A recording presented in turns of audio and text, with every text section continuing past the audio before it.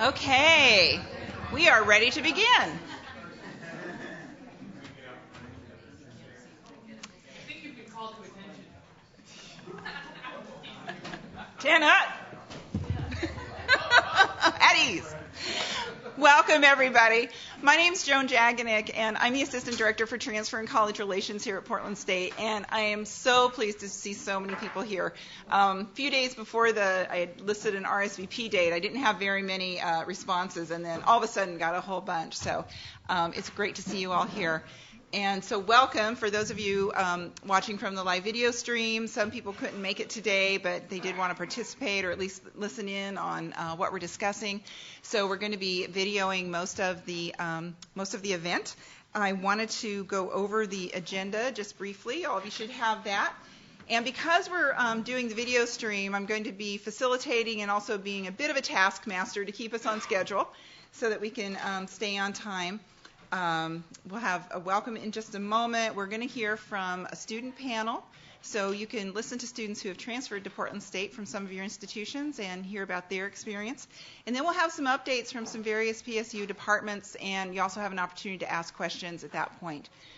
After that, we're going to break up into 4 small groups, and if during this conversation you find that there's a 5th or 6th group that you don't see listed at the bottom of the agenda, just let us know and we can create that.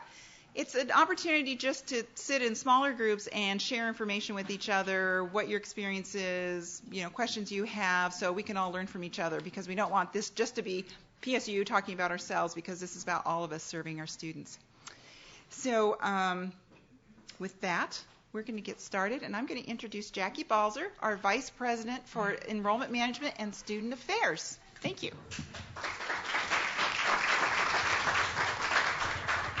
Good afternoon. And before I get any further, if you could give Joan a hand. She has worked very hard on this event. And while I'm giving a shout out to Joan, I'll give a shout out to our university that today really is about convening people to talk about things that matter. I frequently say that I want our team, our university, to be leaders in convening conversations. And I hope today that you do indeed describe today as talking about things that matter, and that you definitely see us as a leader in providing the city, the area, the Northwest leadership around serving our veterans. So normally when I'm talking to a group like this, I thank our veterans for service. And so any of you who are in the audience today and you have served, thank you for our service. But I'm going to expand that thank you a little broader, because I think all of us in this room are especially committed to serving our student veterans and our students who are indeed in transition, using and utilizing multiple universities and campuses and colleges. So a heartfelt thanks from us at Portland State University and me personally for the work that you do. I have one of those jobs where I get to sit with people, students and their families, and I learn how their lives have been transformed. I get to sit on the platform at the PSU graduation and the ceremony of commencement and get to see the joy on our students' faces, because people like you helped students transition from military life to maybe a community college, and then ultimately a university, and then back out into their next steps for their career. So again, a huge thank you on a now sunny day when you might have had to just wait a minute and it'll change again, when you might have had to focus on some adversity to get here with transportation and that sort of thing. I did want to just take this opportunity to say a few comments about Portland State, that besides being leaders of conversations and action to change, we indeed have 2 very important markers of success that brought me here about 4 years ago. Harry and I were just talking about how long has it been. I've been in the Northwest most of my career, but been here about 4 years. Those 2 things that helped bring me here are our excellence around transfer education. As you all know, being in this area, that about 60% of our new students come to us from other institutions, many of them community colleges and other universities in the Northwest. We specialize in that smooth transition, that being an educational institution that focuses on readiness, articulation, partnerships, and appreciating students where they're at and helping them enter well. The other premier piece that has been a lifelong commitment of mine is serving veterans. That indeed, upon my arrival, we started a new working group called the Veteran Services Group that included many of the people you'll hear from today, as well as our students, which you'll also hear from today, to continue to talk about how do we become more veteran-friendly. How do we ensure that administrative barriers are removed, that appropriate support services, whether they be disability, counseling, advising, or leadership development, in its widest spectrum for the diversity of these students. So administrative support, and then finally an ethos that certainly indeed recognizes the leadership experience of these students, affirms who they are and the needs that they may have, and actually does more than just baseline, we care and we appreciate, but actually builds on the excellence that they've had in their life history, whether that, again, be leadership, cultural, exploration of majors, credit for life experiences, whatever we can do, that ethos of a campus that serves our veterans well. So you'll hear today about things like academic success classes, special teams, work and to support, and even space that really does matter. That being said, we're not perfect, so I hope that through the conversations today, through the outcomes, that Joan indeed has a list of things for next steps for us, that we indeed count on you not just to help students transition to a place like this or other universities, but to help us keep going those next steps. So today, by the end of the day, I hope you leave with more enthusiasm about what's happening for veterans here and throughout the Northwest, more connections, certainly with each other, and many more ideas for us and you. So thank you for taking the time, whether you're virtual or real here. I hope you find our campus especially pleasant. If you haven't been here lately, lots going on. And it's a very exciting place. So if you don't have time to walk around today or chat with our folks, definitely make time to come back for another visit. I will leave some business cards with Joan if there's any very specific follow-ups that I can be helpful with. Don't hesitate to contact me. I know you're in great hands with our team, and I'll hang out for a little while to watch the summit and services conversation unfold. But thank you again for being here. Back to Joan.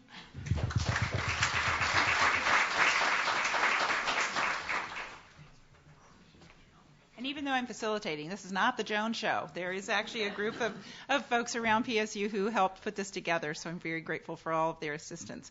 And really, it's about the students who are here. And so the first thing you'll notice on the agenda is our student panel. And if I can have you all come up now, who are going to be participating.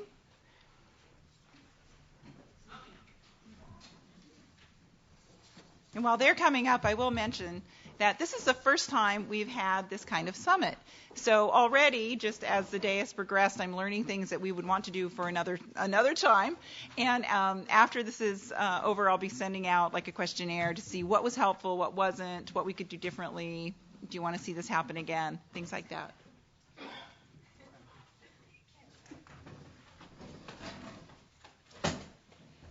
So we have some time with our students. There, as I mentioned earlier, there is a microphone there. If you have a question, if you feel comfortable going up and using the microphone to ask your question.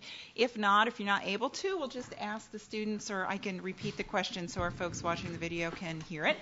And first thing we're going to do is just have each of you introduce yourselves and just tell us a little bit, how long you've been at PSU, where you transferred from. Take it away. Okay. I'm Dave Christensen. I transferred from a variety of schools, actually.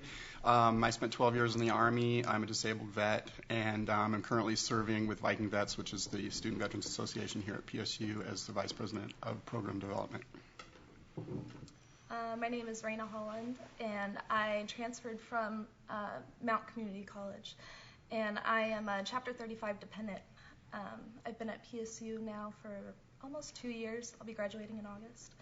And I've done some work study and other things around campus involved with veterans also.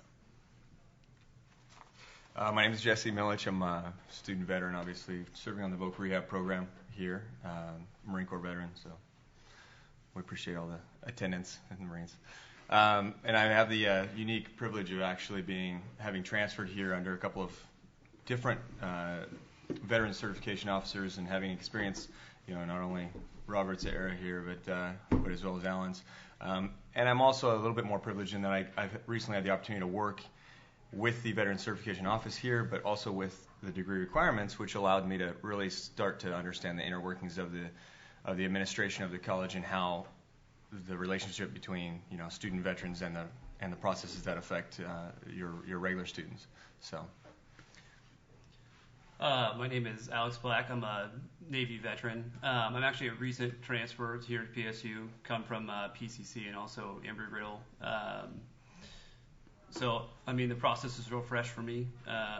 Still kind of getting to know what goes on around here, but certainly I'm appreciative of the support and just the direction that I've received thus far. So as I said, if anybody has questions, please feel free to come up and ask. But maybe if you could just talk about some of your experience, what helped you the most? You mentioned that you got a lot of support. And if there's some advice you can give for folks from the community college as well as PSU, what would have helped better to make that process easier? I think that probably the biggest fear going into a new institution, and certainly a larger institution, is just kind of the fear of the unknown. Everybody's process is going to be a little bit different than the place you're coming from. And you never want to be the guy that asks the stupid question. So, that apprehension, I think, maybe causes people a lot of friction in the transfer process and new enrollments. So, having somebody who's just willing to kind of stand next to you through the process, walk you to the next office, tell you which parts of the forms of which forms are pertinent, and really just kind of, having an advocate and somebody to just kind of provide you with their experience as you go through makes it really easy, and it really takes the stress out of the situation. And I think that was huge. It's just having, and for me it was actually Jesse, but just saying, yeah, and this is this office, and not, go over to X building and meet, Mr. Y. It's let me walk you over here. I'll show you into the office, and it made it really easy. So I would say that, having been to 3 different schools, this one did a very good job of that, especially considering its size. My experience is actually obviously leads to that. I think my transition from Mount Hood Community College, which is where I started, and the great services I was receiving there, being a very community-oriented, very small, community control, I'd say, of the school. It's different when I came to a university. This, to me, was a larger university, and it is, but it was a little nerve-wracking.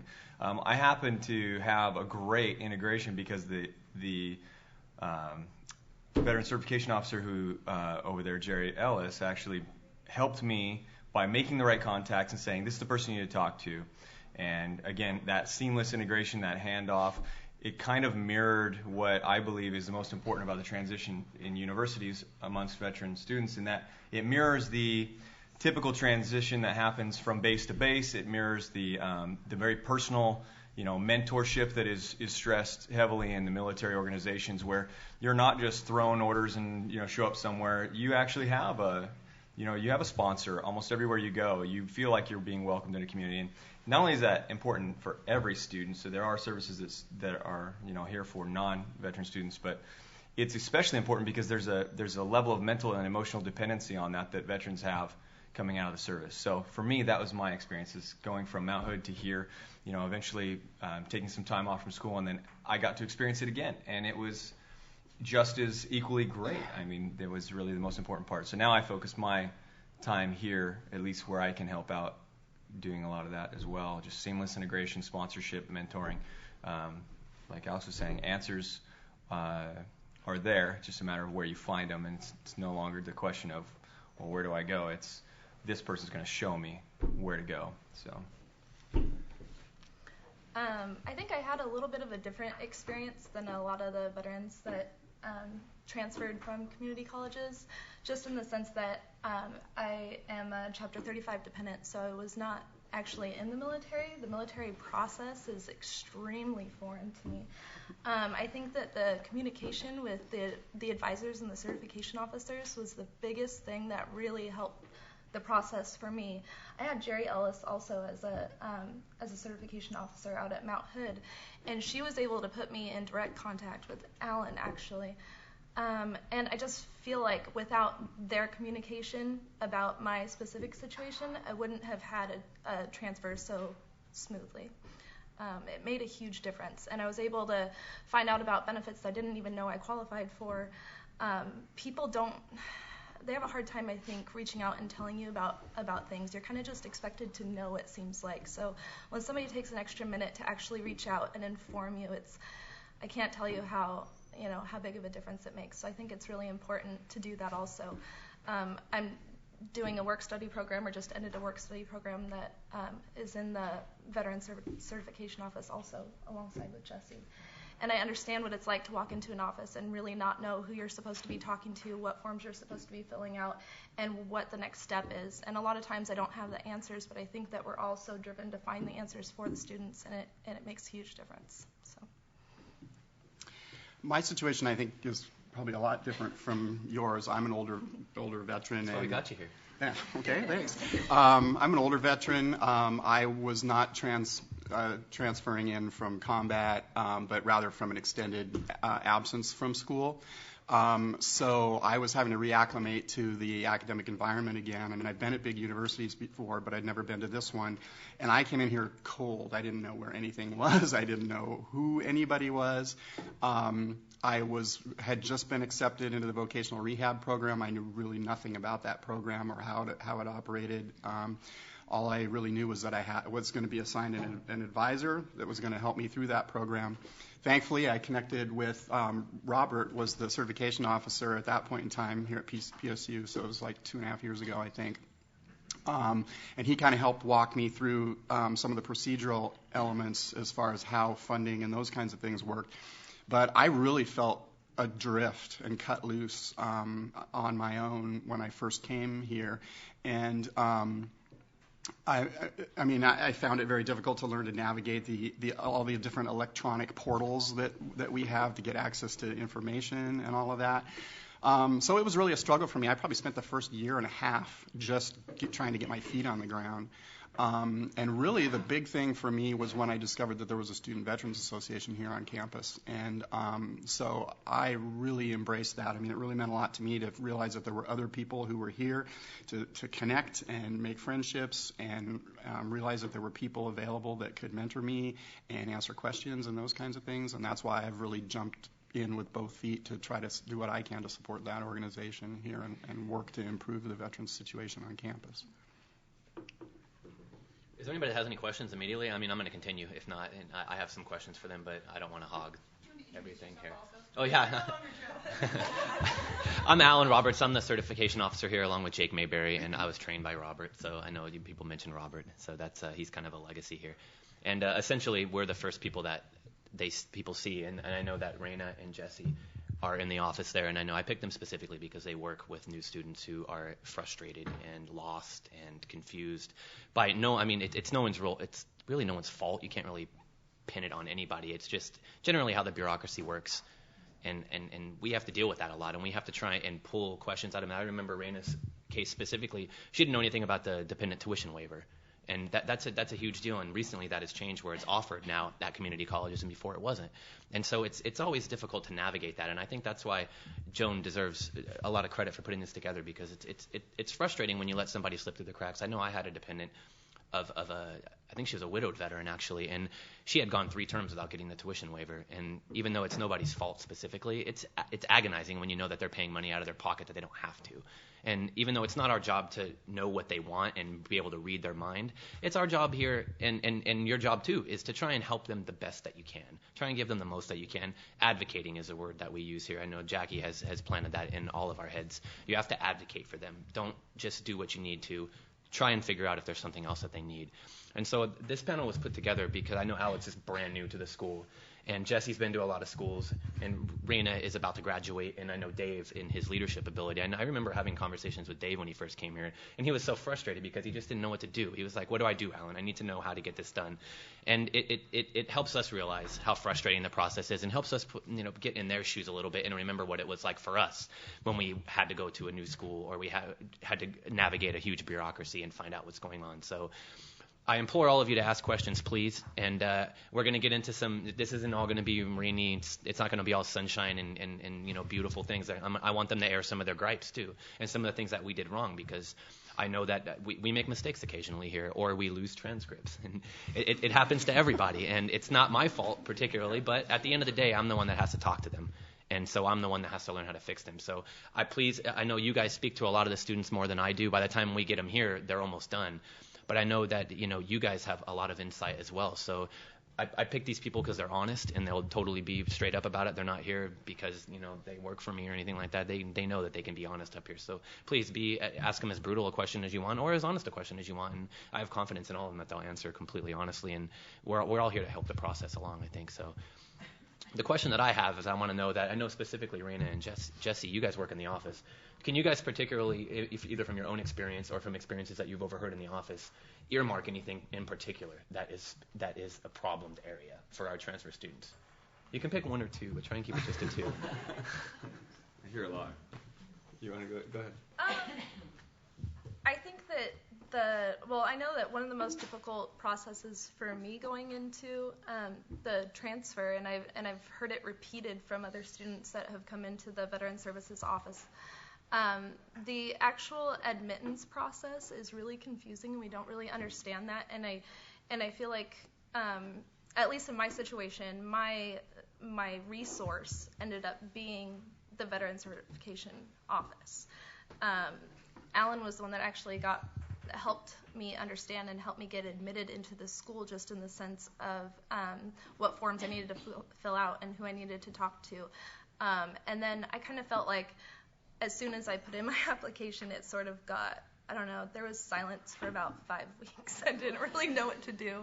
And I wasn't really sure, is it like in the movies where you get like this really pretty letter in the mail and they say congratulations? And I wasn't sure if they had the right address on file. And it was just really, it was this period of time where, how long do I wait? I don't know. I don't know if I get to go to school here or not.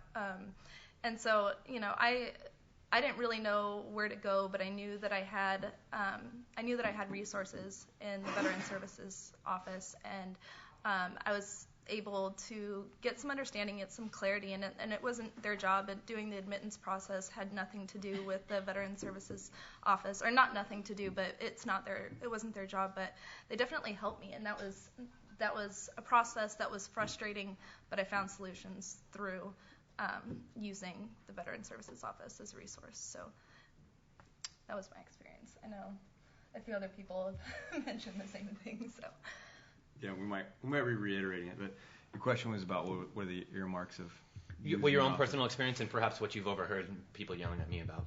Oh yeah. People like to yell in the Veteran Certification Office.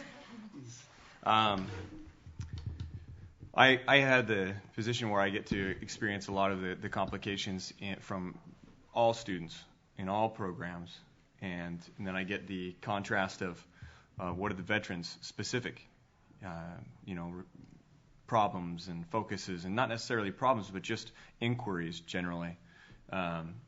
And a lot of them, the majority of it, has nothing really to do with they've gotten past that, that primary stage of getting into courses, and they're enrolled and they're attending.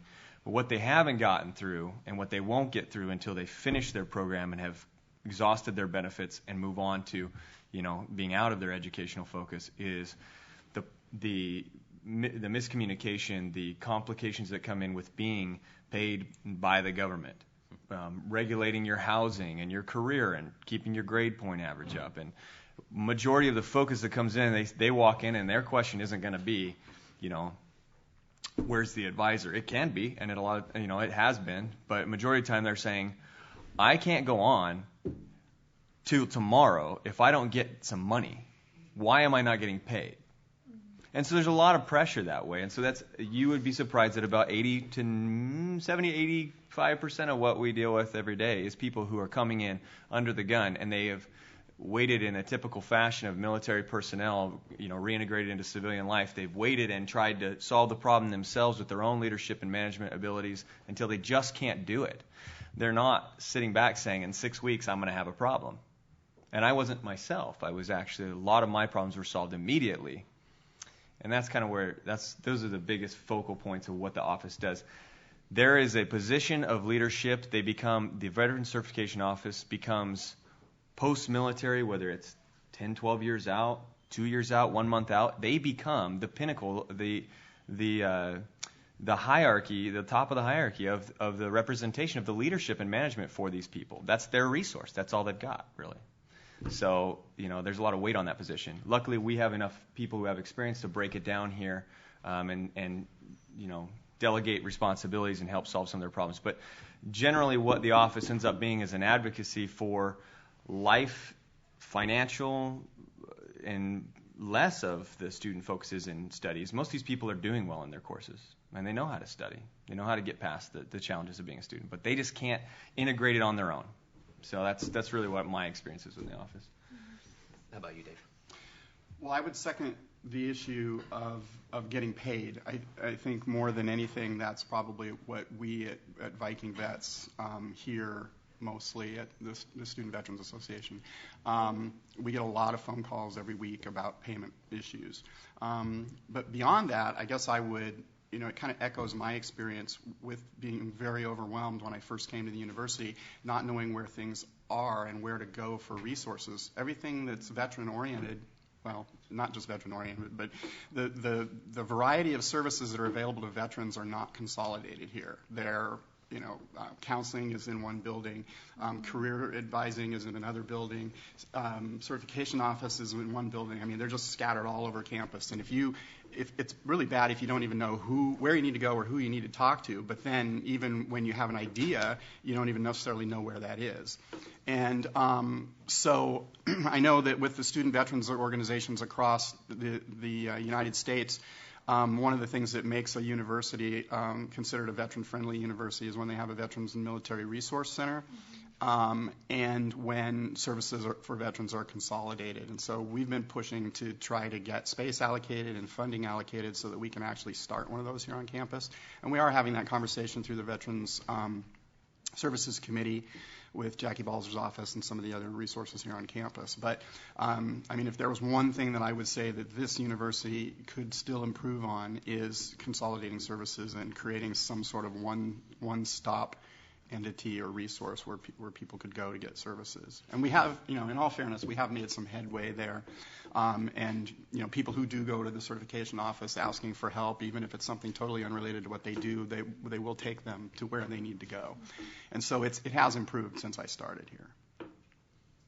Alex, you have anything to add? I know you're brand new to this process, and Jesse really helped you out a lot. And I didn't even know who you were until Jesse brought you to me.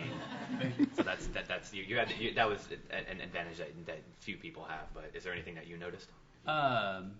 It doesn't have to be bad. It can be fantastic. Yeah, Please. Best ever. I guess not to beat the dead horse. I would probably just echo financial stuff, and really I think.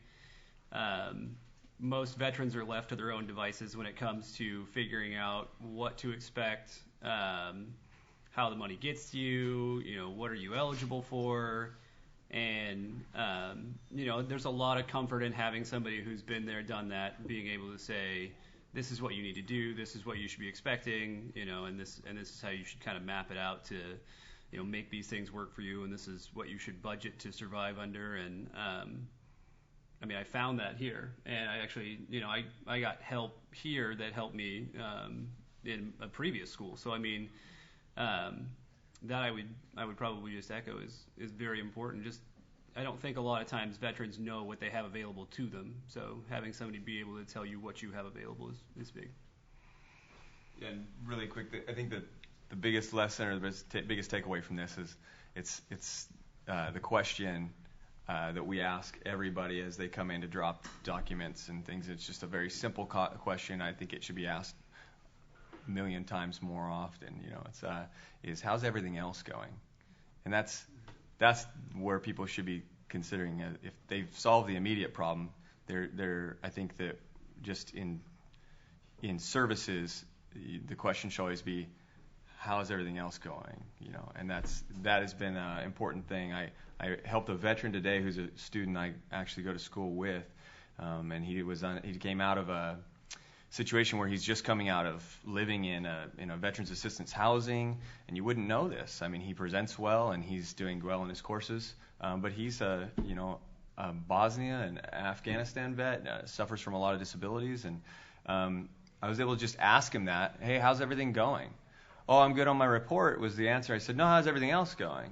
You're a vet here, right? And he said, yeah. He goes, it's just so hard. I mean, I feel like I'm spending money on printer cartridges every day. And I said, well, have you used your student allotment in printing at the library? And he said, my what?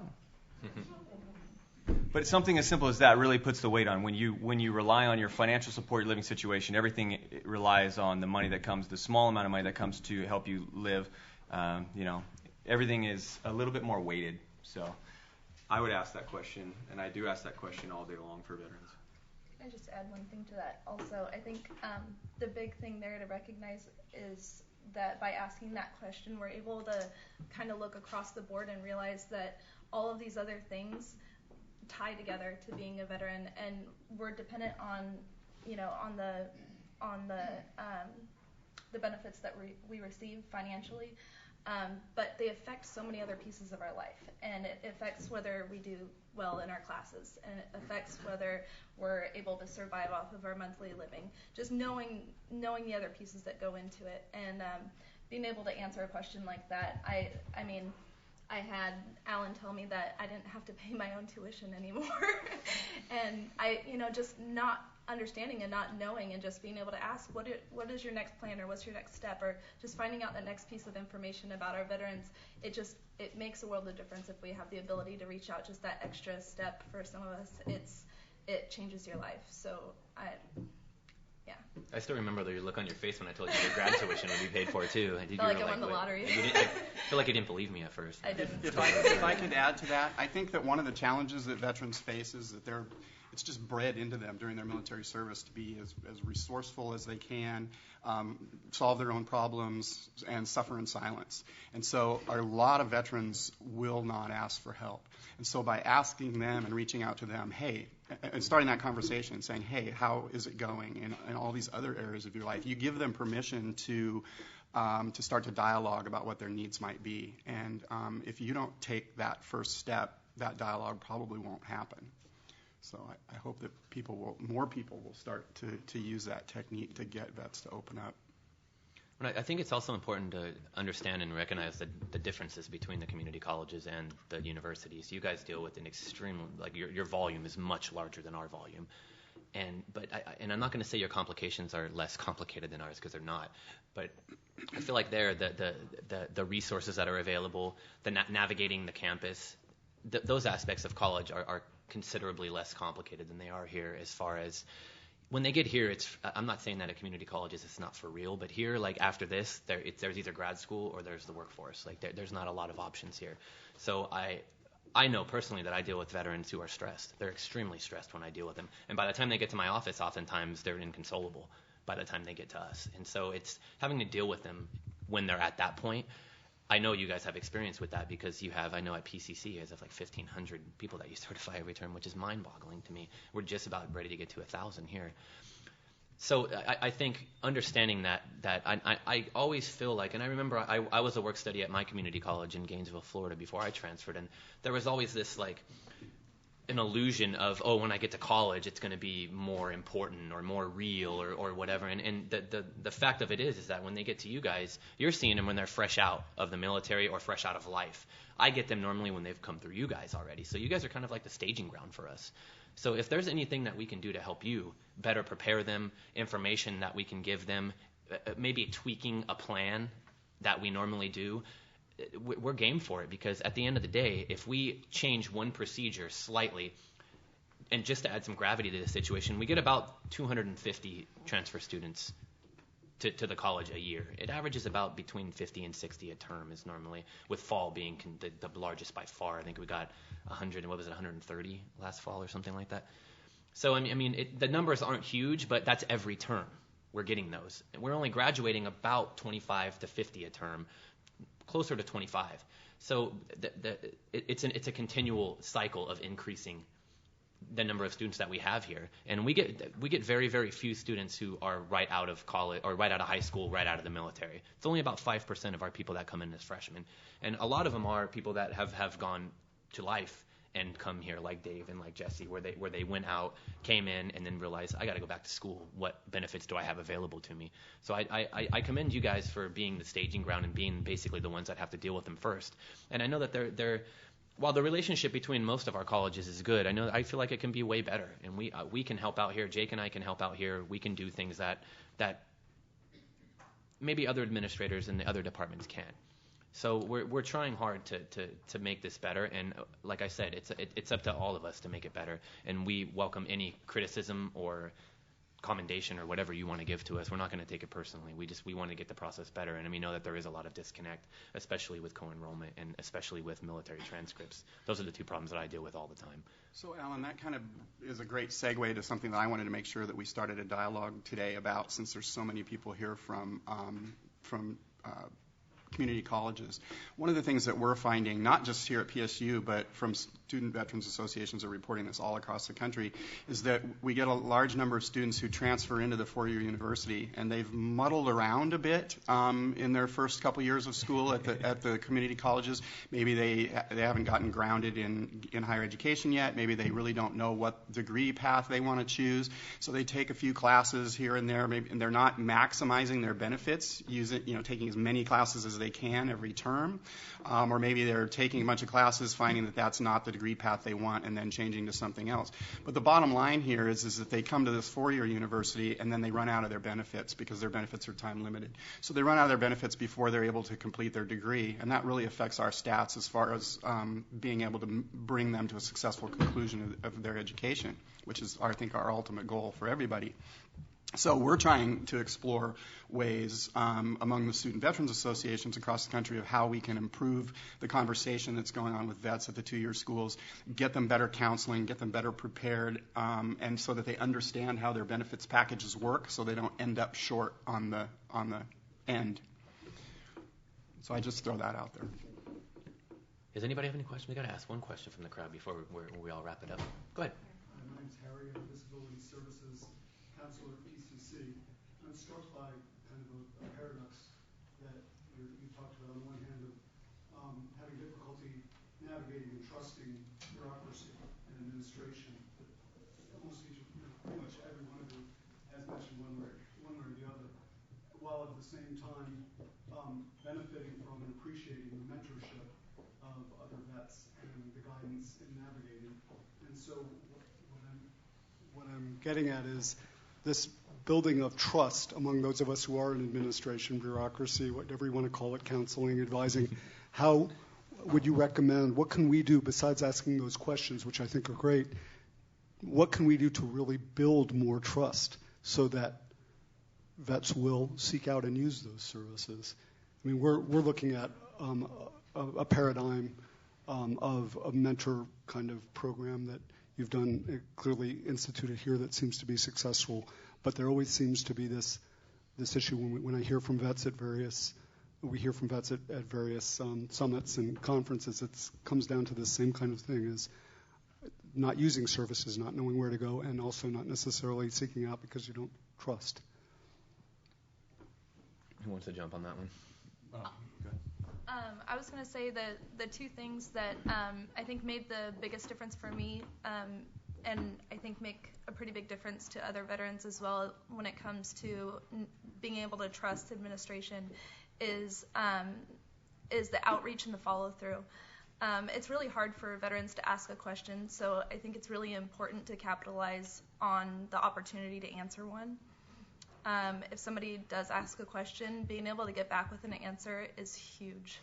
It's huge. And if you don't know the answer, being able to network and find it for them is amazing. It makes a huge difference, I think. And getting back with an answer is, this goes back to, I mean, a lot of you are, or maybe some of you have had that military experience, or, you know, are familiar as dependents or have been in the community, but it's not necessarily even just getting back with the answer, it's getting back with the right answer. And, you know, there's an expectation from veterans because of the culture that they were raised in, because of the experiences they had. There's an expectation that the person in the role is going to be doing the role at 100% of their ability. There's a heavy weight on it. And so when they ask that question, not only have they worked themselves up to being able to say, I need help, but they have worked themselves into saying, I need help, you're the one they said has the answer. And then when it goes wrong, that's where the level of trust that you're asking about drops. I don't think there's a lack of trust in the program. I don't think there's a lack necessarily of program. I'm not convinced of that. What I am saying is that there's a disparity in the percentage of veterans who know about the services and are using it compared to the ones that are unknowledgeable. The ignorance is out there, and if you really want to build the trust, you're probably already doing the right thing. But what has to happen to support that trust and that ability for them to come in and make that service happen is we need to get the word out. And so that's where things like the communities, the student communities, the students themselves who have said, hey, I had a great experience with this, how was yours? Communication is key in here, and it's not that we don't have the tools at all these universities and all these services to make a difference, including the VA hospitals and the community outreach programs, the vet services people. They're there. They're underutilized for the fact that they just don't know about it. So you're building the trust already. Everything I've heard from veterans who have used the services has been pretty positive, and they've all become strong believers in the program. They just don't. The ones that aren't using it just don't know about it. Does that answer your question? Okay.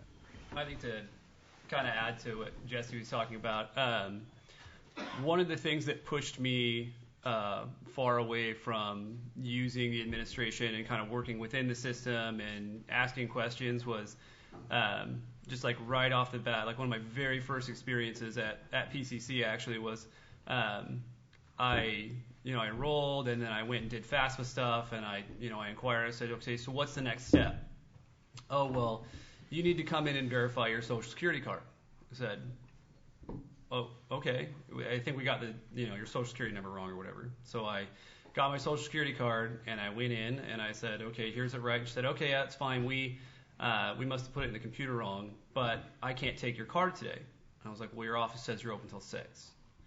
Yeah, but I don't feel comfortable handling personal information. Why are you sitting in that chair then? Would be my next question.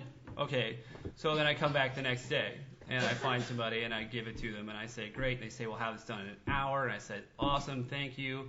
3 days later, I get back online, unfulfilled student requirement, Social Security verification.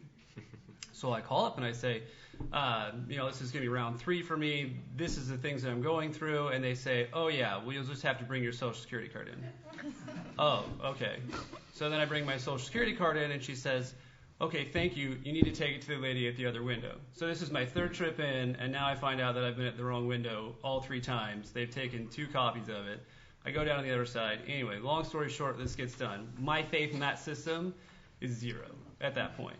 And and now it's not only that, you have very limited faith in what's going on there. I'm going to avoid that because that's just a frustration for me. Like I don't even want help at that point. It's just like if I have to come in 4 times to show you the same card, I don't care. I'll see you later. Like that. And that's really going to build a barrier. Allowing mediocrity to be the face of any institution is going to repel people, especially people seeking to like acquire and be excellent. I mean, and that was a huge turnoff for me. So, I mean, I would say that make sure that the pointy end of all of your spears is sharp and shiny, and that's the face that you're putting off for all of your veterans. And that happens in a lot of places. Yeah. And if I could throw one more thing out there, too, I think, especially when you're dealing with issues around counseling and Disability Resource Center and those kinds of things, I know. And financial aid. Well, more from the standpoint of, a lot of veterans, as I mentioned before, are not going to ask for help. They're reluctant, and it's the trust issue. But especially when it's having to come forward and say, okay, look, I have this or this or this disability, you're having to really put yourself out there and open yourself up and make yourself vulnerable. And a lot of veterans just they're not comfortable doing that. And so we see a lot of underserved people who would be eligible, for instance, for Disability Resource Center services or counseling services or something, who don't want to self-identify. And so I think a very important part of that is positive experiences from vets who are using those services. Make use of those vets to get the word out to the other vets who aren't using those services. Because word of mouth is probably your best advertising. But that's a really big conversation that we need to continue to have, is how to open those doors for those vets who really are in dire need of services around PTSD and other disabilities and stuff, and how can we make them feel more comfortable accessing those. And I think that's, if that isn't the primary takeaway from this, I think points of contact are also extremely important. I know Joan and I talked about this yesterday. Now that everybody's here, and I know that most of you are pretty well connected anyways, now you have a face, you're going to have a face and a name after our breakout sessions on who to contact if you have a financial aid question, if you have a Disability Resource Center question, if you have questions in general. I always say send them to me. I'm not the best at responding to emails, but I think I get about 98, 99% of them, so I'll take that percentage. It's that 1% that slips through that we have to have an alternate plan for, a plan B, to make sure that they don't just get lost and they don't just get forgotten about. And I think that's what the other people that are going to talk here today are going to be about, is that, hey, if I can't get a hold of Alan or I can't get a hold of Joan, who do I contact? And trying to navigate it here, you could very well get the person that makes 4 copies of a Social Security card, and that happens with any large organization. You could just go to the wrong department because the website, you misunderstood what it said, who to contact, or maybe you got a person on the phone that day that's having a horrible day and they just don't feel like helping. And we're all human and we all have those tics about us. So I think if you can take away like a stack of 4 business cards today, I would consider this a success, because at least then you have someone to go to if I'm not being helpful, or maybe if someone else isn't being helpful. Thank you, Alan. And thank you to our student speakers. You guys are awesome. They deserve a huge round of applause.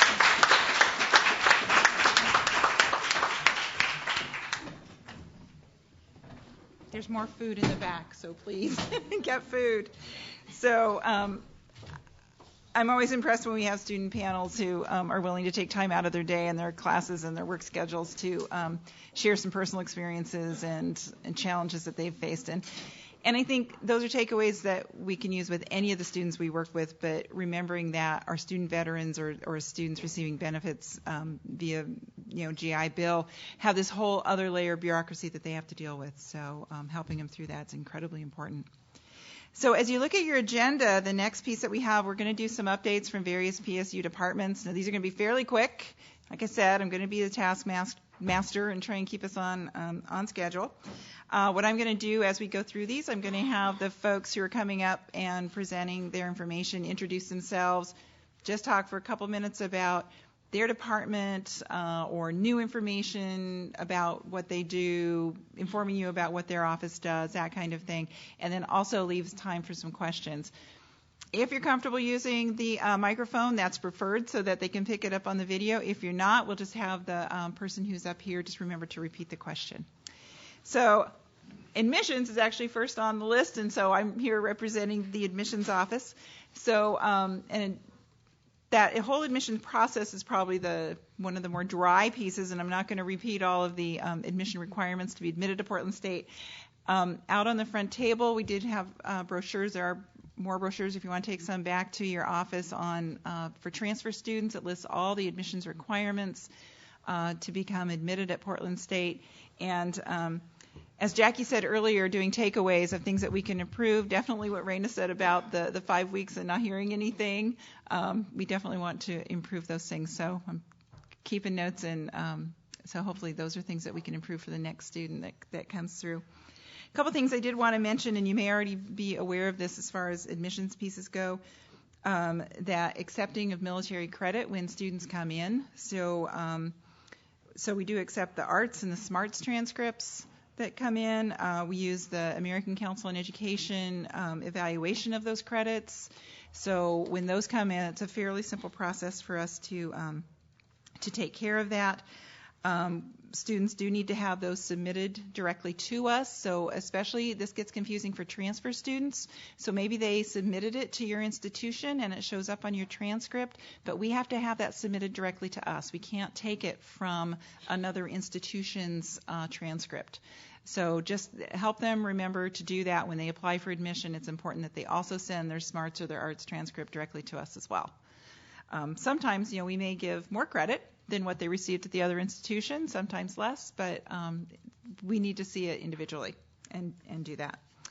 Another thing I just wanted to mention, not exactly related to admissions, but is housing. So we have student housing available, a few dorms, mostly apartment-style housing, and the majority of students who live in our housing are transfer students. And I think I was surprised when I heard that number, and I think many people are. And many of our veteran transfer students live in student housing. So just so you know that there are options if students want to, room together or have separate space. Again, there's brochures out on the front table about housing options. And it is much less expensive to live in student housing downtown, if you want to live in downtown Portland, than it is to live on your own. So I want to take a couple minutes. Are there any questions? You guys are easy. Well, I would like Go to for make it. a suggestion that maybe someone draft some information about how to get your military credits transferred, and we actually circulate that among all the veteran population here, because that is another area that I didn't bring up earlier, but that we get a lot of questions about, and we're even in the dark about how to get those credits transferred. Okay. So the comment was about drafting some information so everyone's aware about how to get those military credits transferred into Portland State. So on my list of to-dos. Other questions, comments? Just one thing. Do you guys have a process where it says, like, on the application when they apply for Portland State, if it's a veteran, if he's a veteran or not, or he, she are veterans? I believe there is a checklist, yeah. Do you guys, like, if there is a checklist and they say yes, they're a veteran, do you guys right away refer them to somebody that would take charge of them?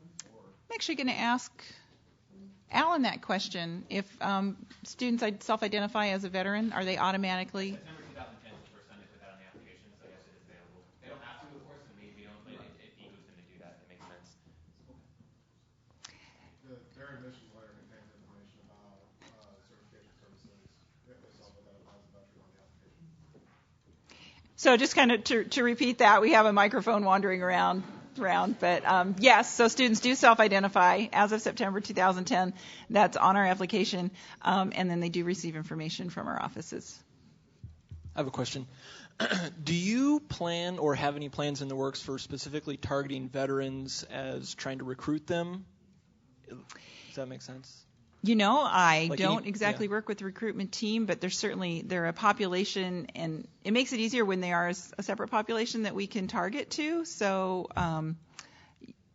I hope so. It's not part of my area to do that kind of recruitment, but it's one that I will, again, put on my list of things to do.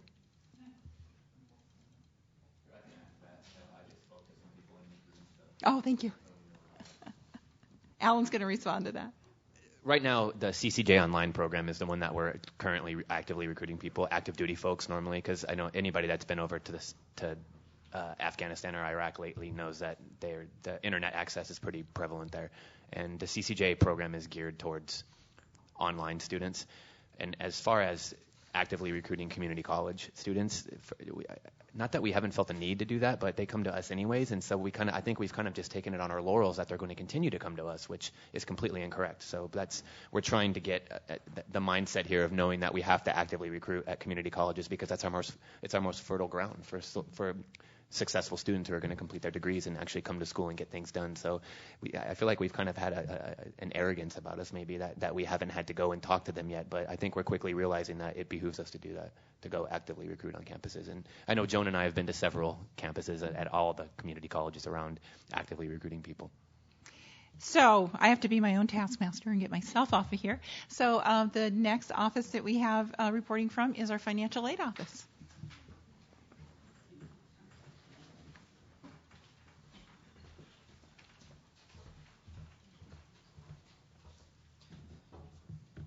So good afternoon. My name is Jeff Wolschlager, and I'm a financial aid administrator.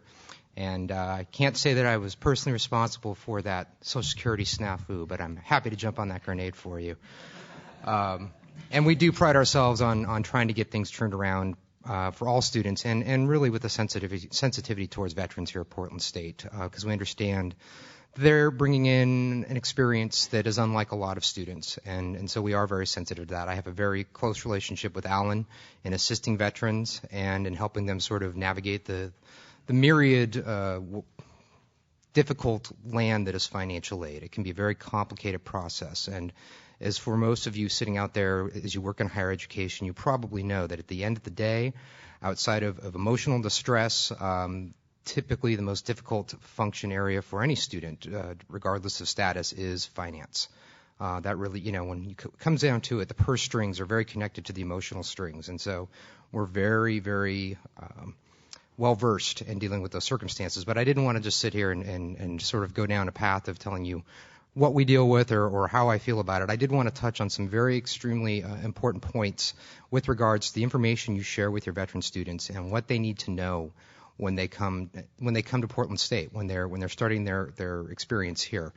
I will go through a small list here, some things that I've seen in my 6.5 years of working at Portland State that time and time again seem to be sort of hurdles and stumbling blocks for students.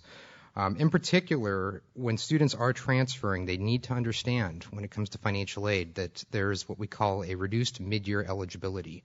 For those of you that have worked with your financial aid offices on your campuses, you may have heard of this before, but if a student receives money in a fall quarter or a winter quarter at one institution and they transfer to a new one, they're going to have less money.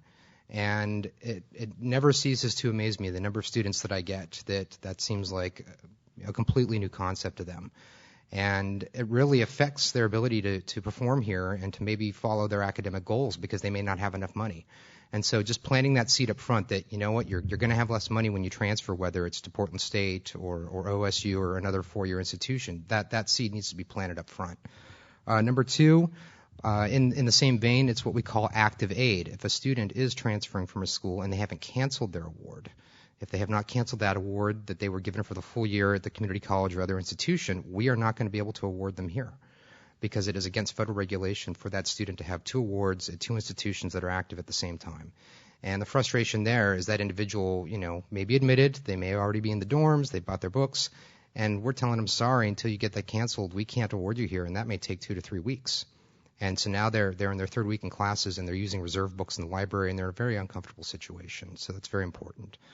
Moving on from that, this is particularly important, especially with those schools that are what we call a summer header school. There are two types of financial aid setups or ways of administering it in the United States. There are summer headers and there are fall headers.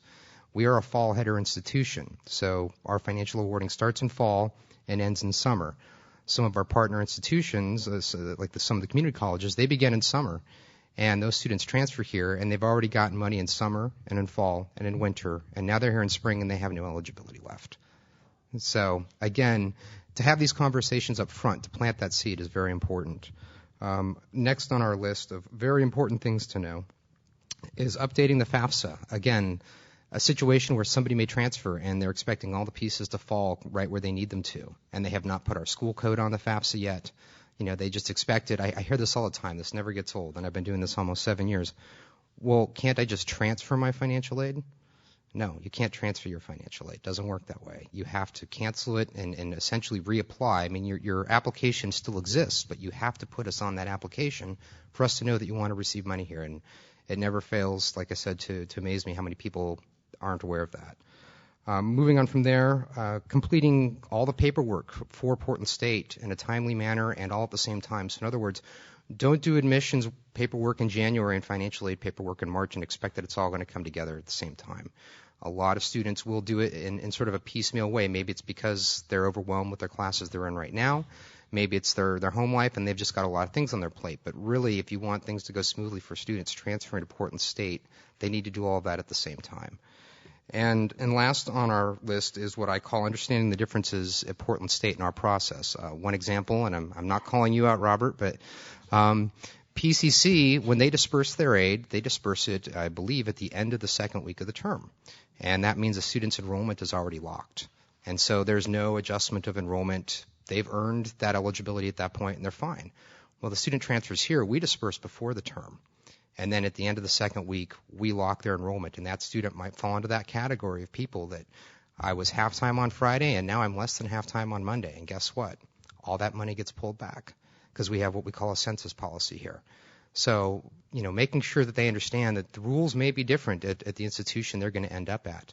I don't expect every person in this room, just as I say to students, for people to remember all the rules and regulations or the particular institutional policies. But I'm more than happy to be of resource to you, as I am sort of Alan's partner in crime, if you will, in the financial aid office. I came from another meeting, so I had already given out all my cards, but I'm more than happy to give up my email address.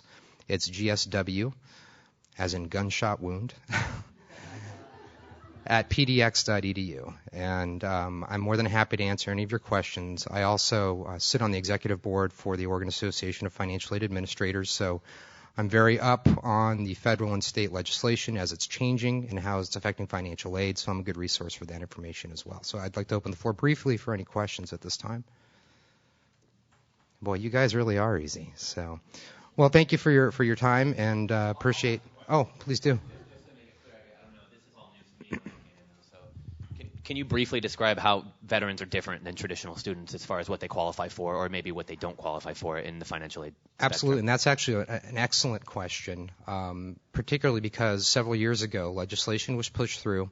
Actually, I believe it was an executive order at the federal level.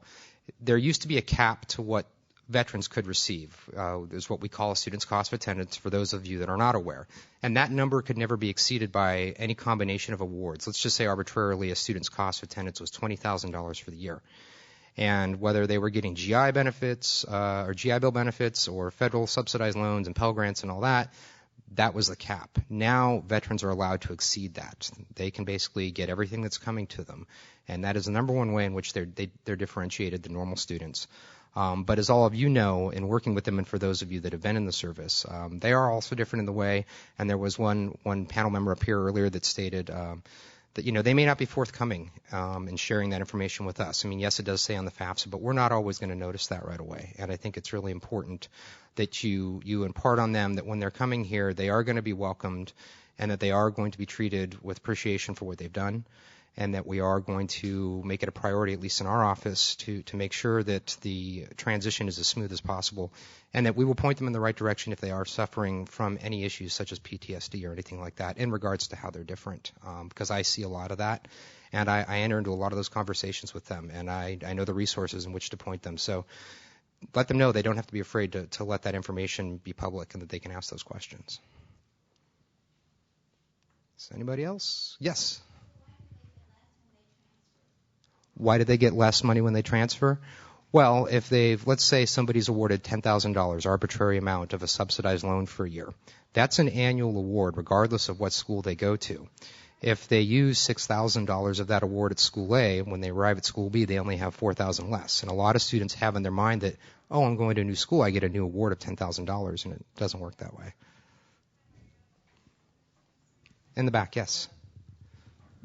That's only if you transfer mid-year, right? So new year, let's say I get my associate's degree at PCC, transfer here, that wouldn't apply. Just new year, new award, okay. But as I said, be careful of that differentiation of summer headers and fall header schools, because students who start at a community college or a different institution where they're awarded in the summer and come here in the spring, they may have already used 3 quarters worth of aid, and they may have nothing left for what's our third quarter, which would be your fourth quarter.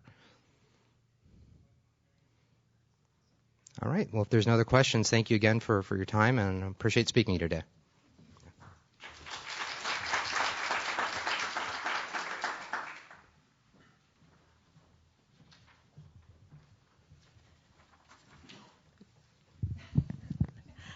Hi, I'm Darcy Kramer. I'm from the Disability Resource Center here on campus, and I'm going to talk just briefly about the Disability Resource Center, what we do, and a little bit about some of the issues that we've encountered over the years in veterans transferring from community college to Portland State University who have been accessing services at the community college level. The Disability Resource Center serves students with all types of disabilities, visible and invisible. Diagnoses range from A to Z and 0 to infinity. We provide a number of academic support services, including, if needed, one-on-one work with students for time management, study skills, and academic counseling. That can be really, really helpful for vets in a new institution where they're feeling like, wow, I have no idea who to talk to, I have no idea where to go. This is all new. The campus is huge, the student body is huge. It can be very nice to have a person with whom they can connect on a regular basis, at least for the first term that they're here. Veterans with disabilities need to know that documentation does not automatically transfer from community college to Portland State University. This is a big one. The services that you receive at the community college level as a student don't automatically transfer to Portland State or other four-year institutions. The four-year institution is going to need to see the documentation and will probably do a second intake here at this institution. That means that the documentation needs to be current. It needs to meet our guidelines, which may be different than the community college guidelines. And the student needs to get that process, or rather get that documentation to us and get that process started before they start classes. One of the toughest things for veterans is the amount of time it can take if we need updated documentation. It can take a while to get an appointment with a doctor. It can take a while to get the doctor to write a letter. And if you wait until after you started classes, if students wait till after they start classes, that means they may go a term or more without services. That can make a huge difference in academic success. A to-do transfer and co-admit checklist, review the DRC documentation guidelines. We have some handouts with the DRC website information. DRC can sometimes accept the VA's letter of service-connected eligibility. It's always worth the time to bring that letter in so that we can take a look at it. If we can, then the process becomes much simpler and faster. Get documentation to the DRC 1 to 2 months prior to the first term. Meet for an intake appointment before the start of the term. Fill out a service request each term. Most services do not proactively check to see what classes students are enrolled in. The students are responsible for telling us. And take advantages of the support services that are offered. That's my spiel. Do I have any questions? Yeah. Do you work with prospective students, or do students have to be admitted first? Provide you with documentation? Yeah, the question was, do we work with prospective students? And the answer is yes, always.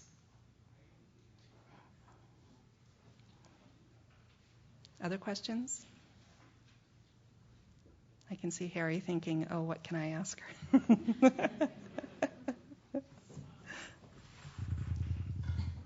Okay.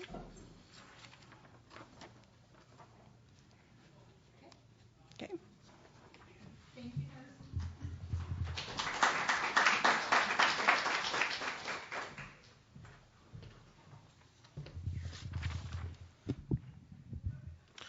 Hi, my name is Greg Flores. I'm the Associate Director of Career Services here at Portland State. I work in the office called Advising and Career Services. I brought 2 flyers that are on the table over there that if people want copies of them, and I'll tell you what they're on, what is on them. So our office handles all of the advising for undeclared students. So if you have students who are transferring in and they haven't decided on a major yet, their advisor will be housed in our office, Advising and Career Services. We also do career counseling. So if you have someone who they have a major in mind but they haven't chosen a career, they need help choosing a career path, we help with that as well. We also, correct me if I'm wrong, Mary, but our office coordinates the community college visits. So we have advisors from PSU who come out, visit the community colleges, and they're advisors from across campus, but those visits are coordinated through our office. So if you wanted someone to come meet with a group of students, we can coordinate that for you. So as far as services to veterans, again, if a veteran is undecided if they need to choose a major, transfer students need to do that fairly quickly. We can help with that process. If someone needs a form signed for certification, if someone needs an advisor's signature, if they already have major, ideally they're going to go to their major advisor. They're going to make a connection with that person. We're the fallback. If they can't get a hold of someone, if they need to talk to someone, we'll always have someone who's available, someone they can talk to, someone they can make a connection with, who can help them maneuver through that process. So we have an identified advisor for that. Her name's Annie Thompson. But if a vet calls up and says, I'm a vet, I need this, we're going to make sure they get connected with the right person. We're going to make sure they find their way through that process. And then on the career side, we work, so along with the career decision-making process, also anything job-related. So resumes, cover letters. If someone wants assistance in kind of translating their military experience, help with how to talk about it on their resume, I'm someone who can help with that. There's other people in our office who are willing to do that as well. So really anything career-related we can help with. We're also responsible for all the job fairs on campus. If I get information from recruiters, if someone calls me and says I want to hire a vet, I work with the Student Vets Association to pass that information along, to try to connect students to those opportunities. That's the basis of what we do that I want to talk about. The other thing that I'm also going to talk about is we recently became part of a national program called Vet Success on Campus. So we have a full-time VA voc rehab counselor who's now housed in our office on campus. So they're a VA employee, they're a voc rehab and employment counselor, but they're available to serve all students on campus. So the kind of services, the kind of meetings that someone who's in voc rehab would be having with their case manager, with their counselor, we have someone who's available on campus to meet with any vet on campus, any admitted student, to help them with anything vocation related, employment related, or just anything benefits related, understanding the system, figuring out what benefits are available to that student, being a bridge between that student and the regional office and the hospital. His name's Mark Lettieri, and one of the flyers is for him. He's on vacation this week, so he couldn't be here, but he sends his regards from Florida. But he'll also work with prospective students. So if you have a student who's getting ready to transfer, they have questions about benefits, they have questions about maneuvering the system, finding services, he's available to meet and talk with them as well, to make that connection, and again, to help be that bridge between the university and the VA. Any questions?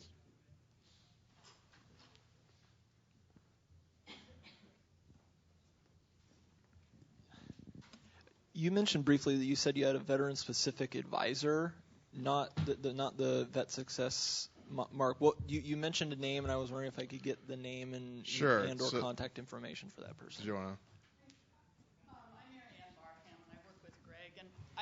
We do have an advisor in our office that is a liaison for veterans, but the advising model at Portland State encourages all students to work with an advisor in their major. So she backs people up. Some departments don't have as much advising capacity, so a veteran should always first try to contact an advisor in their major, and then if they have a problem, come to our office. So. Yeah, the goal is to make sure that no one gets lost, and if someone needs help, they get help, but the primary contact should be with their major advisor. But her name is Annie Thompson. Does your office also help with students that want to transfer military credits? Don't you have some information that can assist them with that as well? So the question was about whether our office helps with transferring military credits. Most of that happens through Alan's office, through the certification office. So they'll actually do the evaluation. Alan has a mechanism for requesting transcripts if students don't have a copy of them. So we don't deal directly with military transcripts.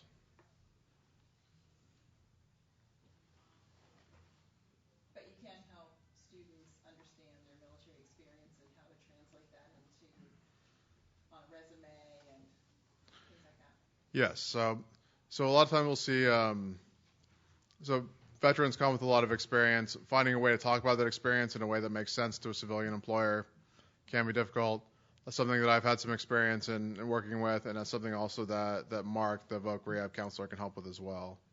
So part of finding ways to talk about the variety of experiences the veterans have, especially the leadership, the management experience, including that scope and scale of experience of being in charge of millions and millions of dollars of equipment, millions of dollars of shipments, whatever it is, and then the number of people, the extreme level of responsibility that most veterans are used to having, finding a way to talk about that in a way that will be understood by employers, that will translate well to the jobs they're applying for. Other questions? All right, thank you.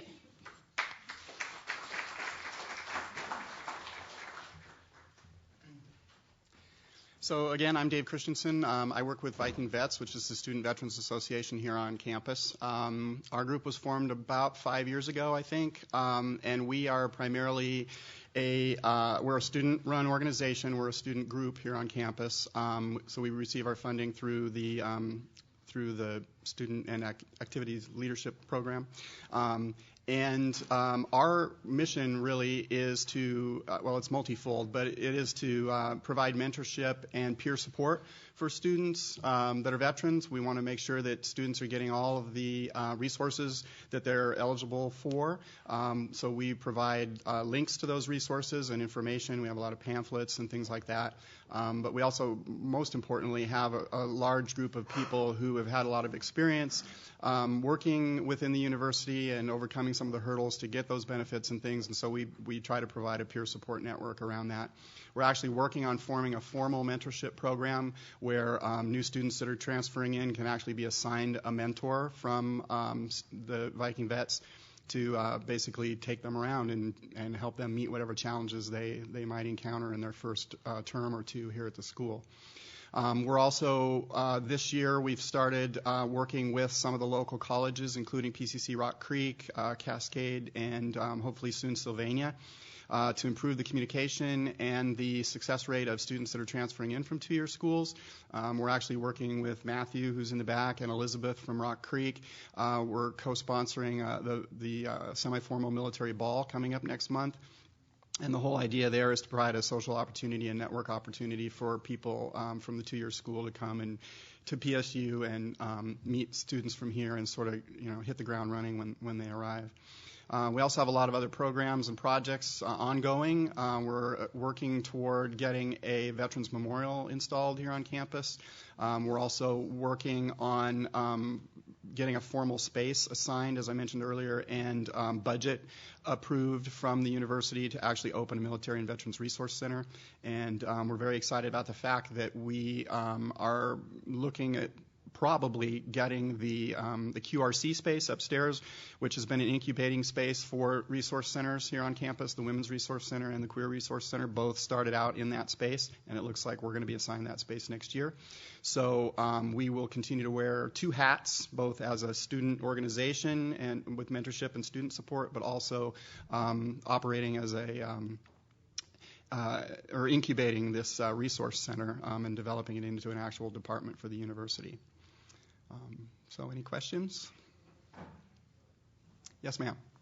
Could I get your full name and your email? Sure. My name is David Christensen, Christensen, and my email is dwchrist@pdx.edu. You can also email Viking Vets at vikingvets@pdx.edu. So you said you're in the process of developing a mentoring program. Where are things at with that right now? I'm a counselor at PCC Sylvania, and we're looking at developing a vet-to-vet mentoring program, and so we'd love to hear what you guys are doing. And the university here actually sponsored a program last summer, which was for leaders across the university, across the city actually, who were looking at starting mentorship programs. And so it was a week-long course, which I found very helpful to go to. And we've sort of pulled a lot of a packet of information and resources from across the city together. And what we're looking at right now is actually trying to put together the training piece. And as soon as we've identified all the things that we feel that our mentors need to know and be trained in and get that curriculum set in place, then we're going to start recruiting. We actually have a large number of people from within our ranks that are interested in becoming mentors, and we have people that are interested in being mentored as well. So our big problem is manpower. All of the students who work for our organization are full-time students. We all have very limited schedules. We're all very dedicated to what we do, to the tune that some people who go into leadership positions after a term or two, they're no longer academically eligible, and so they have to kind of refocus and get back on track with their academics. But I'm really excited to see it come to fruition, hopefully in the next 12 months. Right now, we're just doing it informally. So the mentors, are they faculty? Are they other students who are vets? Right now, there are other students that are vets. But we hope, once we get the training pieces in place, we hope to open that up to staff members and administrators, anybody from across the university that wants to help and support vets. Thank you. Mm-hmm. Yes. So parallel to what Dave's talking about with the mentoring is we've also talked about the idea of attaching that to our academic coaching program that we have on campus as well. Mm-hmm. We have academic coaching offered through the Learning Center and another program offered through our Residence Life. And my hope is that part of that training will include a kind of a training that runs parallel to what we teach our academic coaches who are already working with students. Those programs, there are at the Learning Center, they use graduate students who are trained who do drop-in coaching, and the relationship with Residence Life is more formal. It's a term-long, more of a coaching, mentoring relationship. But we have these existing curriculum that I'm hoping that you guys will borrow from when you get it off the ground. Definitely. I guess the other things that I could add would be that we don't just provide a social outlet, but we also have space in our office that we have designated. We've got 4 computers now that people can come in and work, do their homework and that kind of thing in a safe space. And we've got a study group that's all veterans. That's one of the guys organized. That started about a couple weeks ago, I think. It's also a safe space for people to come in and just sort of decompress and get away from the pressures of the university. We've got a TV in there, and there's always other vets around that people can come in and kind of ventilate on if the pressure is getting to them. If people are having PTSD symptoms or whatever, they can come into that space and do self-care, meditation or whatever. So we try to provide a variety of opportunities. We've also got partnerships going with some different organizations in town. We're working with the Veteran Stress Project with the Emotional Freedom Technique, which has gotten really good response rates for people. Their PTSD scores have dropped by like 85 and 90% after just a few sessions. So we've got a variety of different programs that we're working on, everything from mental health and physical health to just social interactions. Any other questions? Okay. Thank you.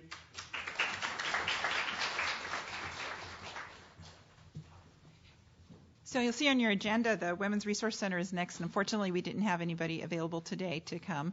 So actually Alan, our jack of all trades from Veteran Certification, is very familiar with the services that they offer there, so he's going to talk about that.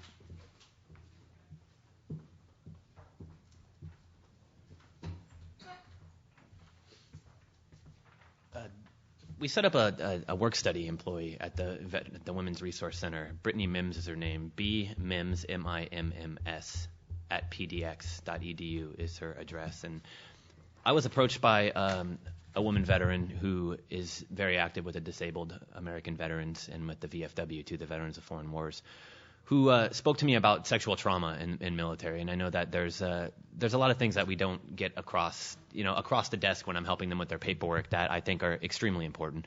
And we have about 250 women veterans on campus here, so there's a sizable population of them.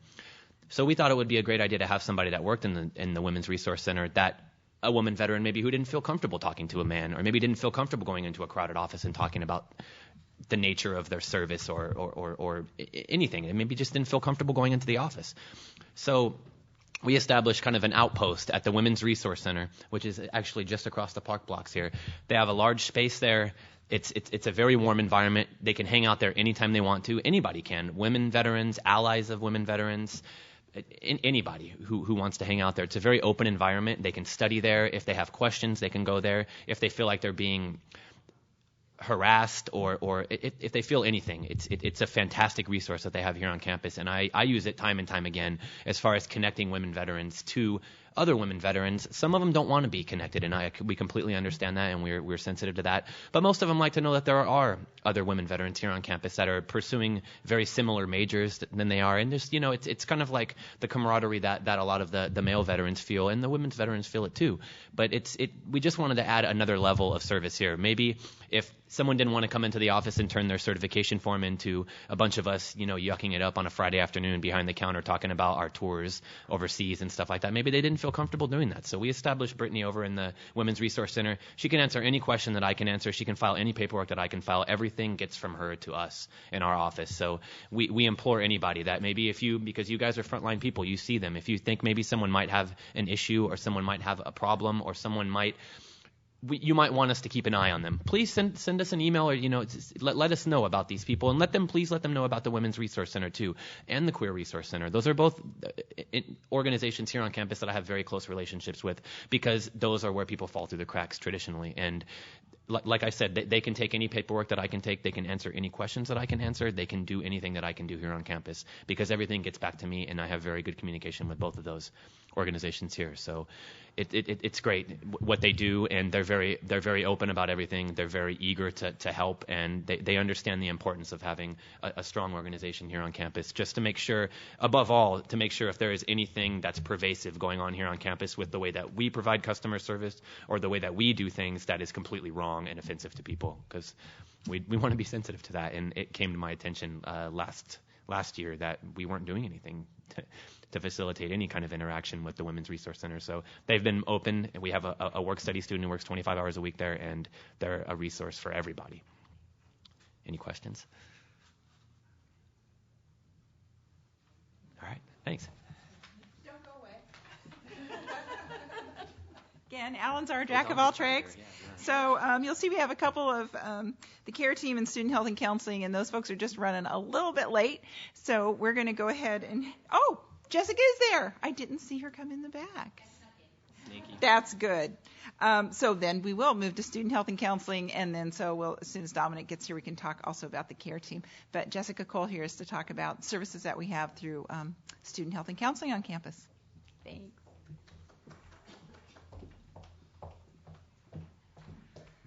Hi, everybody. My name is Jessica Cole. I'm the Associate Director for Student Health and Counseling, and we provide a broad spectrum of medical, mental health, dental, and testing services to the students of PSU.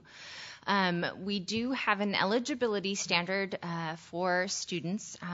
Our students and student veterans have to be enrolled in 5 credit hours or more. We're fully funded by student fees, so we do have to have a credit hour expectation. Our medical services include routine and urgent care services. We have a full staff of physicians, nurse practitioners, PAs, registered nurses, MAs. We have a laboratory, X-ray. We can do all sorts of diagnostic work, routine annual exams, STI screens. We have a dispensary. We're not a full-fledged pharmacy, but we are a dispensary, and the medications we dispense are offered at low cost to students and billed to student accounts. We're open Monday through Saturday for students. Our counseling services, we offer routine and, again, crisis counseling for students. We offer individual group therapy. One of the things that we are really trying to push is I don't want to say push, but really encourage, is group therapy. It's a really successful practice. We have men's groups, we have interpersonal process groups, we have women's groups, we have an intuitive eating group that's been highly successful this past academic term. We offer career vocational counseling. What else do we do? Psychoeducational evaluation. We partner with the Disability Resource Center to do learning disability assessment. Our testing services does academic testing as well as pre-employment testing and licensure. We do pencil paper testing, computer-based testing. And then our dental services is definitely a highly sought-after service on campus. We offer a full spectrum of services in our dental office. We have an oral surgeon on staff. We have a full staff of dentists, hygienists, dental assistant. We have digital x-ray. We are just hopping. Most of our services are subsidized by the student health fee. However, our dental services, we do have to charge a nominal fee for those, and again, those are billed to student account. Along with the student health fee, we do offer a basic insurance policy for services that are outside of our scope of capability. However, in the fall, we are quite excited to be moving to a major medical insurance plan. That's a little kind of not applicable to veterans, since you guys do have veteran services available through the VA, but thought I would mention that because we're so actively involved in healthcare reform as a nation. But that's kind of our services in a nutshell. One of the things that we do have on campus that we're quite proud of that we've implemented this last year is our Let's Talk program. And we've been working with veteran services on that, as well as with the Women's Resource Center, the Queer Resource Center. It's a satellite program, if you will, where we go out to different services on campus, and it's kind of an informal counseling session. It's meant to be kind of a walk-in type of thing, if you will, where you can come in. One of our counselors is there, and it's really just kind of an open-door policy where you have an opportunity to just chit-chat. It doesn't have to be a therapeutic session. It's just an opportunity to sit down, talk about what's going on with you, and not really have to be a Freudian method, a Jungian method. It's just an opportunity to speak with someone and done in confidence, just have a chance to chat. But definitely welcome people into SHAC and hope that people will utilize our services.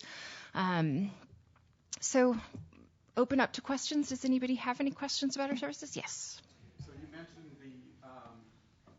the change to the healthcare system this next year, and what we as veteran students are hearing is that our veteran healthcare is still not going to be sufficient to qualify us to not have to pay into that healthcare system, and it's creating quite an uproar within the veteran community because it's going to mean that we're paying a significant out-of-pocket expense for health expenses that we don't need, especially those of us that are disabled vets and get all of our health care up there. You do have to meet certain criteria in order to waive out. There is a waive out option. So there is a criteria of a $500 or less deductible. So I'm not sure what your deductible is under your VA benefits, or if you even have a deductible. If you don't have a deductible, then there's that you can check off. You have to have prescription drug benefits. You have to be able to find a provider in the Portland metro area. There has to be drug and alcohol benefits available to you. Did I say prescription drug benefits? Something else. I have something in my teeth. Dental. Oh. He's pointing to his teeth. Dental benefits are not under the federal mandate. And dental benefits are not included under,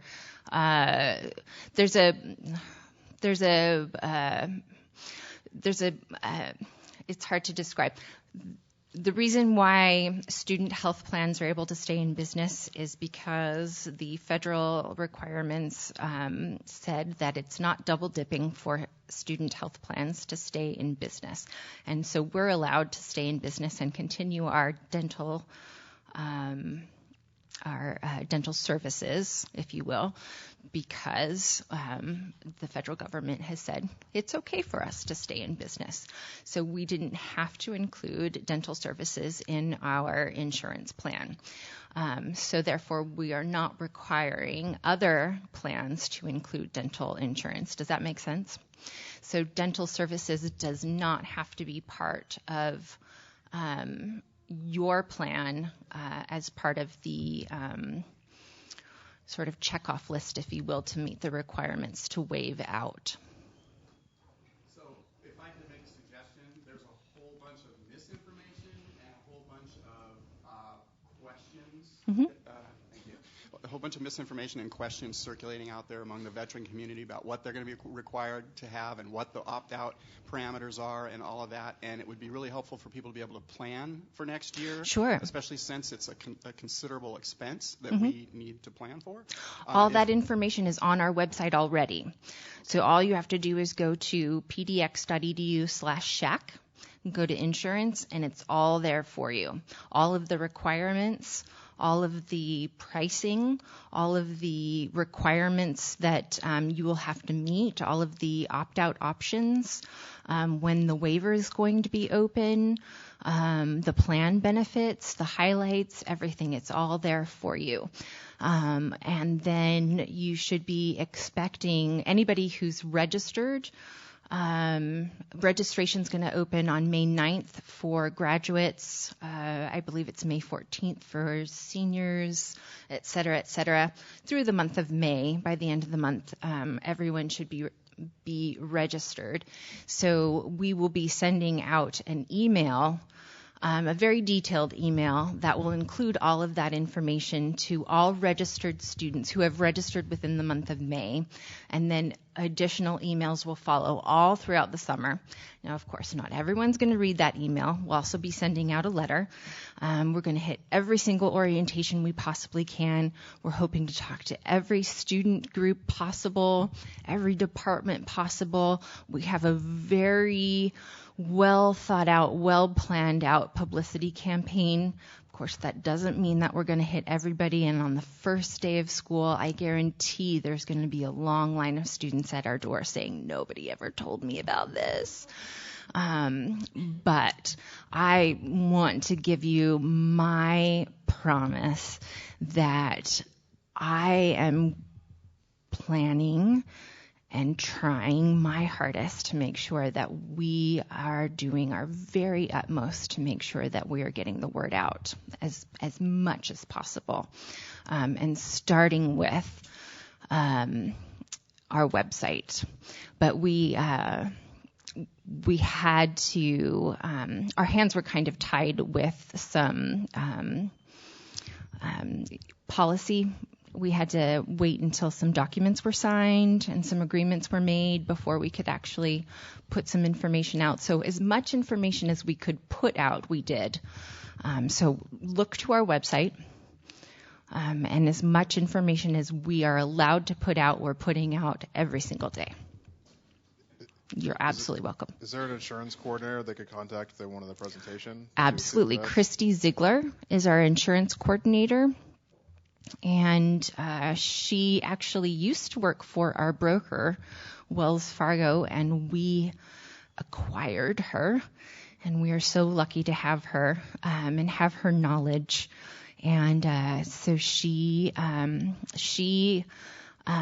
a gentleman by the name of Nick Walden Poublon, who used to be a student at PSU, and he is also just a wealth of knowledge, and myself, we're sort of the insurance team, and we are just booked to the hilt with any opportunity we can take to get out and arm students and faculty and staff with knowledge, and parents. Parents are a huge constituency that we want to educate and prepare for this.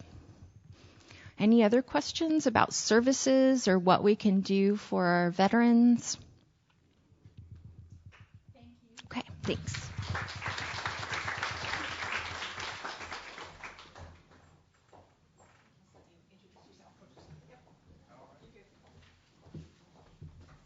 Good afternoon, everyone. I am Dominic Thomas from the Dean of Student Life Office, and here representing our CARE team. It is an acronym, like many things are, both in the military and on campuses.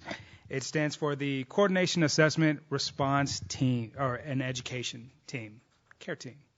So what we do, who we are, first of all, an interdisciplinary group of folks from around campus, representing our Student Health and Counseling Office, our Dean of Student Life Office, our Residential Life, our Women's Resource Center, and Campus Public Safety.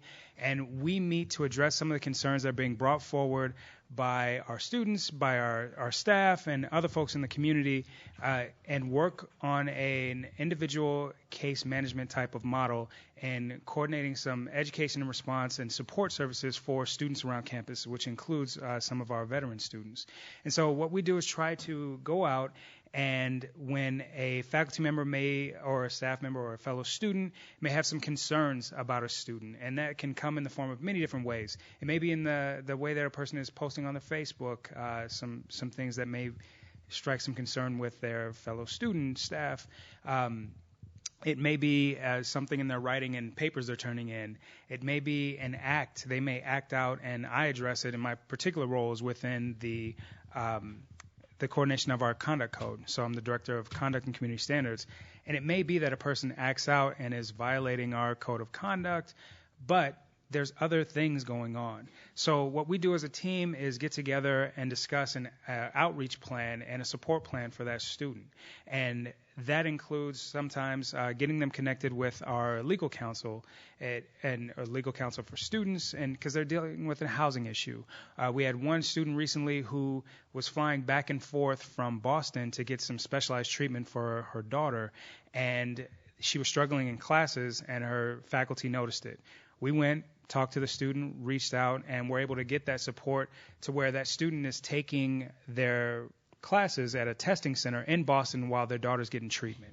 So it's those type of things and thinking outside the box, kind of pulling together those resources on campus, and that group expands depending on the situation. So if we are dealing with someone, we may involve our legal counsel, we may involve the representatives from the DRC, some of the advising folks, a particular department may be involved, and we really try to figure out who that best first contact is with that student and really get them patched into that network of resources. We deal with everything from student homelessness to some mental illness to some physical ailments and family, financial, you name it. We see students with all of those things going on, and sometimes that best solution is that they didn't realize that they had these other things that can go about it, and it may mean that they take a break from school and come back, and they felt that pressure that they had to and didn't know they could do that. Really trying to educate our staff and our fellow students if someone is experiencing a crisis of some kind, that we're not putting people in a box because they're homeless. Like, oh, how dare the student come in and is homeless? People are homeless. There's students who are homeless, and they have a right to be there. So sometimes it is that educating our community, not just our students, on some of those resources, but dealing with the realities of some of the struggles that our students deal with and go through. So we really put those heads and minds together and come up with some solutions and outreach and connect with students after a death in the family or connecting with the family after a student's death, an untimely death at times, and really working that family through the process, because that's a difficult thing to get a bill for your child's education when they passed away in January and they're charged for the whole term. So working out some of those things with our registrar's office, working with the families, we kind of play that middle role in many different aspects. So I don't want to bog down too much with the things we do. I want to offer some time for questions. I also want to get you guys up and going because I thought I saw a piece of sunshine out there. But but I want to be able to address some of the questions you all may have and expand on it. And I have some flyers here that you all are welcome to take with you. And please call, email, do anything you need to refer students to us or to come in yourself if you're a student experiencing any kind of crisis where we're kind of you don't know where to go. Start at the Dean of Student Life office. We can get you connected and bring around some support and some folks who know other things that are going on around campus and get you connected. So with that, anything. I'm that good, people. I'm that good. Yes. Thank you very much. No problem. So we are running a little bit late on time, so those of you who are watching the video stream, our videographer has said we can go over a little bit, so we'll go over a little bit. So the last part on our agenda for this part is just some specific information about veteran certification, and that, as I said, Alan's jack of all trades. This is his total area of expertise. All right, since we are running behind, I'll make this really quick. I know that everybody knows pretty much what the students need when they come here, and it's normally a DD Form 214 or some proof that they are eligible for veterans benefits is normally what we require. A certification form, I don't know if anybody knows here, but apparently PCC certification process is online. I only hear that 50,000 times a day. Why isn't yours like that? Yours is better, I know. We still require a form. It's a blue form traditionally. All forms are available online. If you can find one that isn't, please tell me because it should be online. And a DD Form 214 certification form, and with the Post 9/11 GI Bill, if they can have a certificate of eligibility that states their percentage. I'll tell you the reason why we need that is because a lot of times what we do is, as Jeff mentioned earlier, our financial aid rolls 10 days before the start of the term. We have in place where we can set up allocations when their financial aid hits their account. We can know exactly what the GI Bill is going to pay on their tuition and allow them to have those funds even though they haven't even been certified yet. So it's important for them to have their certificate of eligibility so we can know their percentage. We can figure it out from their DD Form 214, but as you guys all know that are certification officials here, it gets dicey sometimes with their type of discharge, blah, blah, blah. We all know these rules. So certificate of eligibility, DD Form 214, and certification form. If they're a Montgomery GI Bill folk, just need a DD Form 214 and the certification. And if they're a Chapter 35, we'd like them to have some sort of certificate of eligibility as they normally get. They get one every term. I know you guys hear the story all the time. Oh, I didn't save it. It's totally okay. We don't need it right away. But now with Senate Bill 1066 and with the out-of-state veteran waiver that they give, 2571, we have to have proof that they're a veteran before we can give them any benefits. And as soon as they walk in the door and say, I'm a veteran, they qualify for benefits immediately. So we need proof of that normally. Also, I wanted to mention earlier when we were talking about the undecided majors, a lot of times it doesn't behoove a student to declare a major immediately. Most of the time they already know what they want to do and they already know where they want to go, but just drop that on them before they leave the community college, that it may not be in your best interest to declare a major right away because a lot of times they have a secondary admission process in order to get into the school of business. Is the primary example. So just have that conversation with them if you're able to get them, able to talk to them. We're able to certify them for 2 terms consecutively if they're an undecided major. So they got a little time to figure it out, and it's kind of frustrating when they get into a college or they decide on a major and then they're not very satisfied with it. I know that a lot of veterans have apprehension, and I'm sure all of us veterans in here do. We already signed on to one thing once, and we served 4 years for it, and we got into something we weren't entirely aware of what we were getting into, so they don't want to do that again. So just keep that in mind also. And also the college success course. We have a veteran college success course, and I understand that there is some type of cohort or program going on at PCC with a 12-credit whole first term veteran college success thing. I see the look on Robert's face, and he's not totally aware of it. Good, that's probably why I haven't heard back from the lady that runs it, allegedly. But we're working on.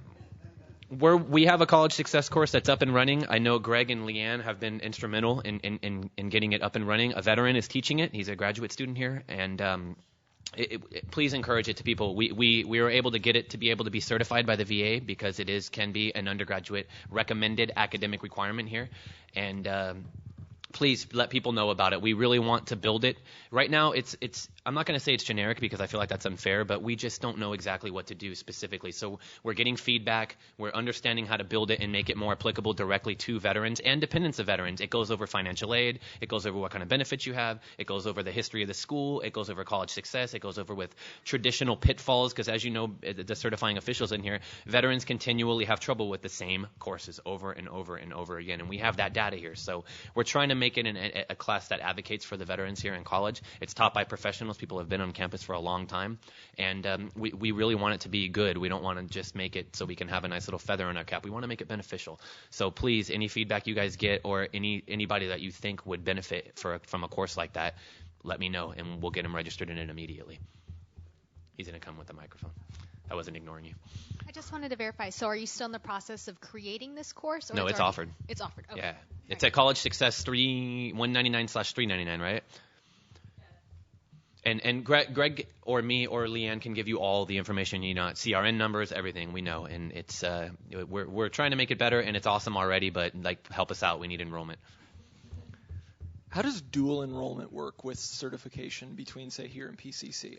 Can you maybe just the basics, just kind of. It's a lot of times it works with the more difficult tracks like biology, chemistry, statistics is another popular one. Basically, what we need to do is we need to confirm, and again, I've had to be corrected by certain other certifying officials here on the way the process works. I'm not looking at you, Bruce, but I had to get corrected on the process and how the actual process works. That student will inform us here at the college, their parent school or primary school, and again, this is all old verbiage that we've been taught, and it changes every year. They have to make us aware of the classes that they're taking in another institution, and we have a lot of co-enrolled students that go to both, and I know Joan runs the co-admission program here for all students, so she can speak to the details in it. We basically need to know that they're taking classes at your institution, and it would behoove you guys to know that we're their parent school. Most of the time you guys already know that. I guess the students talk to you or tell you. But a lot of times they forget to tell us that they're taking classes. We have no way of verifying that they're taking classes. And a lot of times the students don't know exactly what classes. They'll be like, oh, it's a management class and a math class. And we're like, well, we need to know a little bit more than that, because basically we have to ensure that those classes are applying towards their degree that they're one day going to earn here. We have students, because of financial aid reasons, who declare us their parent school and have never taken a class here. That's extremely frustrating for us because we don't know anything about these students. Sometimes they haven't even applied to the school yet. But because of financial aid reasons, they have to say that we're their parent school, even though they have no intention of going here for a term or two. So I think that the advice that I can give to you, and I don't know if I explained that too much in detail or if I was completely erroneous about it, but put them in contact with us. We just need to know what they're trying to do, what they're trying to accomplish, and we have very good lines of communication between Chemeketa, Clackamas, Mount Hood, PCC, Rogue. I know all the certifying officials there, and I know the people, and they know how it works a lot better than I do, because we deal with parent schools probably about 25 to 30 a term. Is that how many you'd say? Not very many, but it's extremely confusing and extremely frustrating for the students when we're not talking to each other, or maybe I'm ignorant to a situation that I was unaware of, or maybe they don't know they're supposed to talk to me, or they don't know they're supposed to tell Bruce or Robert that they're taking classes with us. The only way we can know is we go into the VA system and look and see if they're co-enrolled. But when you got a stack of certifications on your desk, 700 deep, you're not going to go and look and see what they're registered for. So I just promote communication, please. They have to. What I always say is, like, does Bruce know that? Does Robert know that you're taking those classes there? They say yes. I let it die there, and I hope that they know to follow through. I say, well, make sure that we're in communication and we know what's going on. But to also add another appendix here to this, it's very confusing, and it's often a source of frustration for both the certifying officials and the veterans themselves. So the process is in place. We all know how it works, but not everybody comes to the same ball game at the same time, and I'm guilty of that as well.